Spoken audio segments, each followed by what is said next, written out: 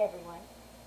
In this video we're going to go over the PowerPoint on Chapter 9, writing about point of view.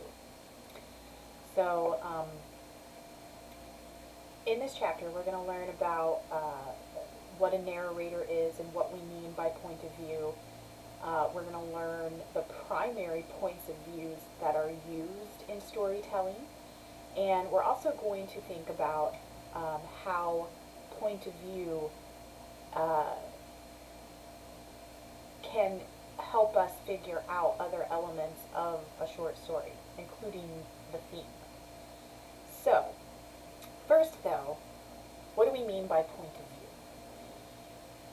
We're talking about who is telling the story.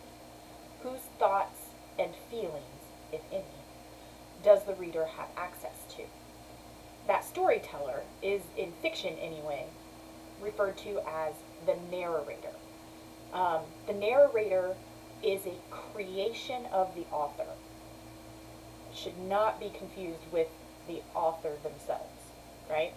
Because we can be very creative as humans, and I can, as an author, create a narrator who is nothing like myself. But I create that character to tell the story. So do not confuse the narrator with the author. The narrator is a creation. We haven't gotten to poetry yet, but we are talking about poetry in our weekly discussions. So I want to just mention the same thing applies to poetry. It can be really easy, even easier, to assume that the person speaking the poem is the author. But just like with fiction, the poet can create a personality as well who tells us the poem. In poetry, that person is not a narrator, they're referred to as the speaker. But it's the same exact idea. So when we're dealing with stories, it's a narrator. When we're dealing with poetry, it's a speaker. The bottom line, though, is you cannot just assume that the narrator or the speaker is the author. In some cases, that's true. We can write autobiographical stories. We can write confessional poetry. But you never want to assume that the ideas expressed in the story or in the poem are really the author. The author can be very creative and imaginative and create all different kinds of personalities, right? So we're talking about who that narrator is, not who the author is. And there's several different types of narrators or different types of point of view that we can have.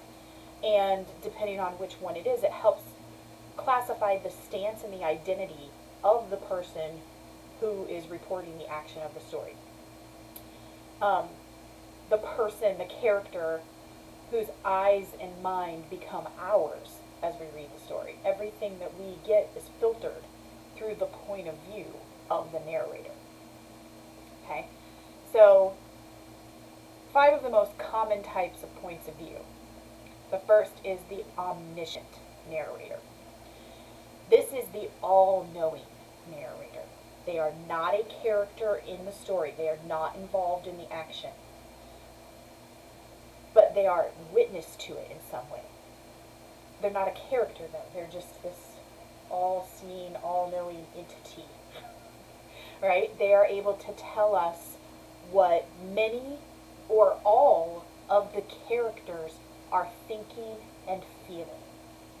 So the omniscient narrator doesn't just tell us what is happening, the action of the story. They are also able to share with us what every character is thinking and feeling. We also have what's called a limited omniscient narrator.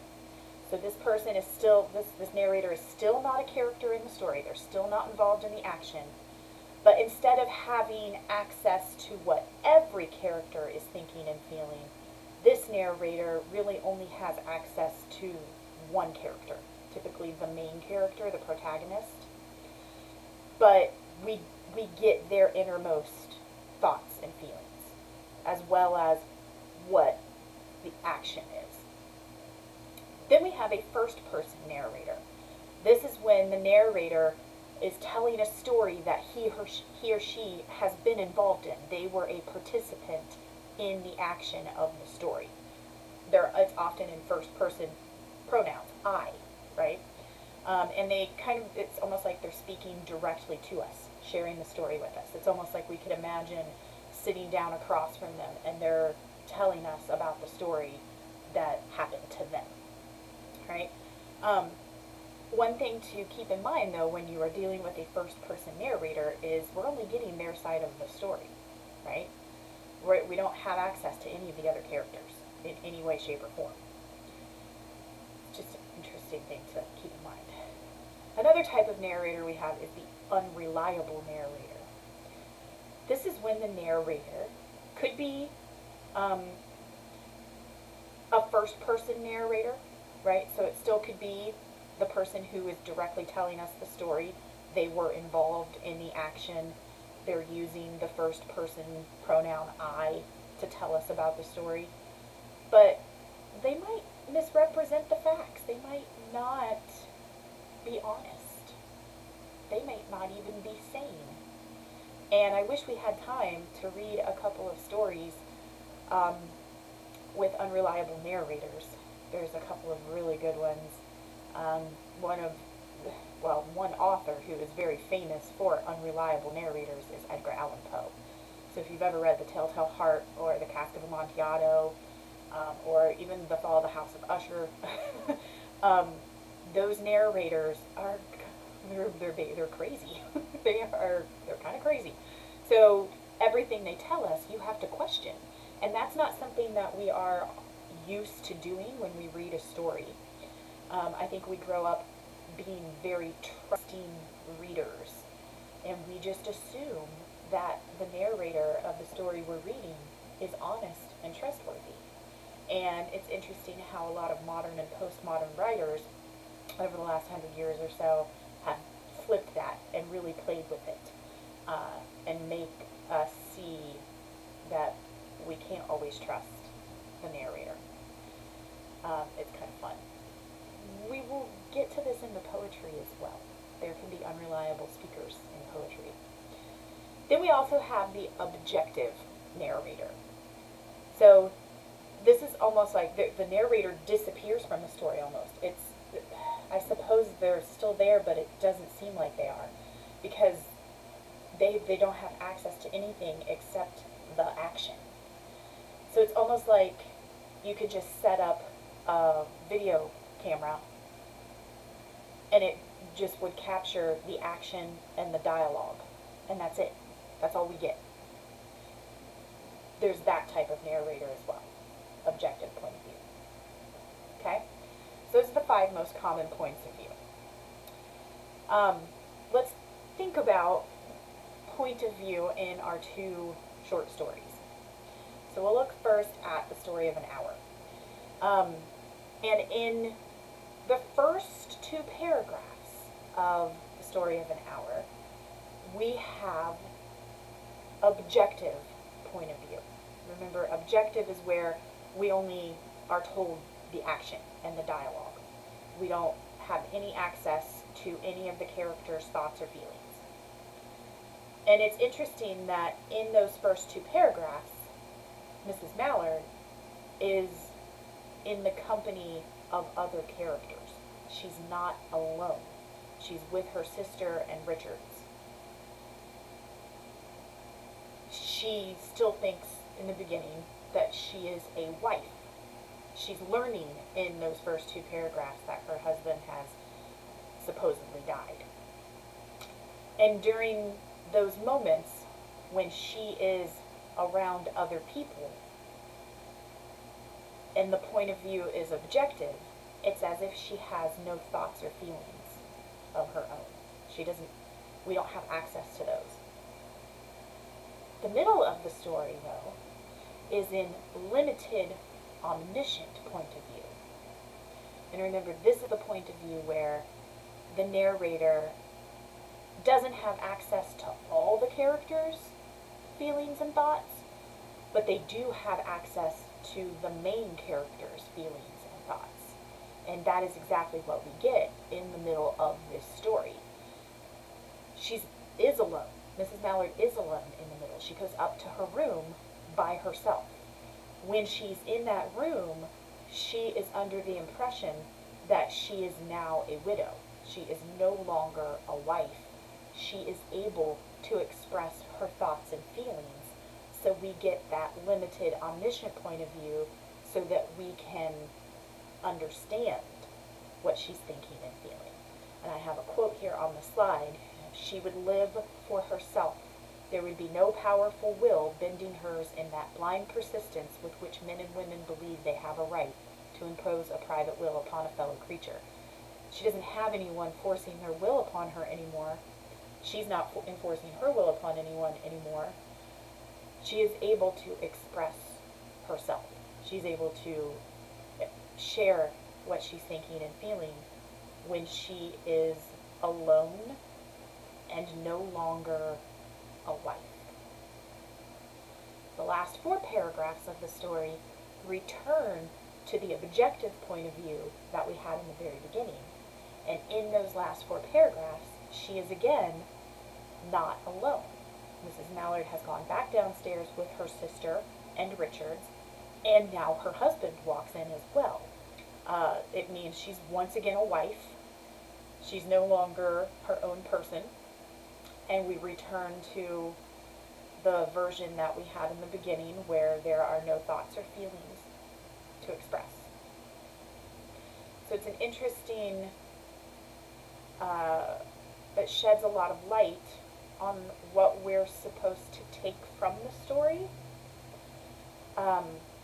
based on how the point of view alternates throughout the story, and where we get objective point of view and where we get limited omniscient point of view, and what we learn with that limited omniscient point of view, because that's the point of view that can share things with us.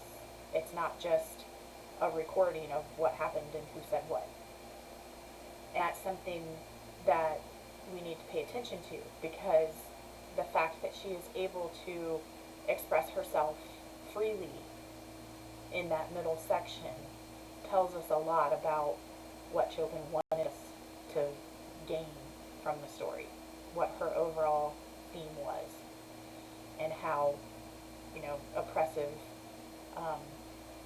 marriage could be, especially for women. But she even makes the point that, it's men and women who impose their will upon each other in a marriage. But certainly for women it was a little different.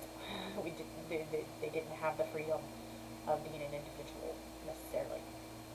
So an interesting way of highlighting that theme by using different points of view in different areas of the story. Now, in Hills Like White Elephants, if you hadn't guessed this one already, we definitely have objective point of view from start to finish. Because we don't know anything about what any of the characters are thinking or feeling. All we have access to is what they do, what they see, and most importantly, what they say. The objective narrator, because there's no feeling, there's no thoughts to be conveyed, it's very simple, compact sentences and paragraphs. And that's one of the things that makes the story quick to read, but also kind of confusing, is because that dialogue goes back and forth so quickly, because there's not a lot of flowery language being used. It's very simple, compact language. And what's interesting about it, not having access to their thoughts and feelings, it very much imitates life, because we never truly know what someone else is thinking or feeling. They can tell us, they can share it with us, and we can assume that they're being honest, but so much of what we have to do, even when we share things, is we still must interpret.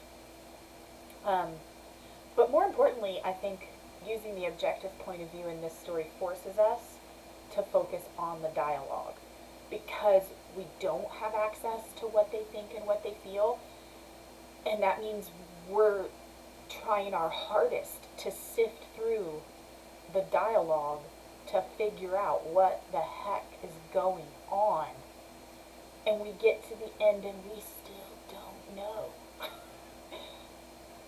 Neither character truly says what's on their minds or on their hearts. And that is also a big clue about what Hemingway wanted us to understand about this situation, about the story. The comment that he is making on communication and relationships. And that, we can say a whole lot of things. We can use a whole lot of spoken words. But if we don't talk about the real subject, the real topic of conversation, it doesn't end well. And there's a lot of confusion. We feel the confusion. And I think that's a really cool way of making that point come across as well. He could have easily mentioned the real problem during the story. But it is with intention and with purpose that he doesn't. We simply get that objective point of view, and since neither character talks about what's really going on, they never reach any kind of resolution, and we don't either. So again, it very much, it kind of imitates life, because we're always interpreting. We're always having to figure out how other people are thinking and feeling, and if we can trust what they say, if they've shared that with us. So it's a really interesting comment there. So I don't know that looking at point of view by itself reveals everything we need to know about both of these stories, but point of view is most certainly an important and interesting element to analyze and see how both authors purposefully manipulated the point of view to make a statement to us. So thinking about this, again, for both stories, what point of view is used, and how does point of view affect how we read the story, and what does that point of view reveal about the story, right? Alright, so if you have any questions about point of view, anything that was a little confusing here in the video or in the PowerPoint, feel free to reach out to me. Otherwise, you are free to move on to the next chapter.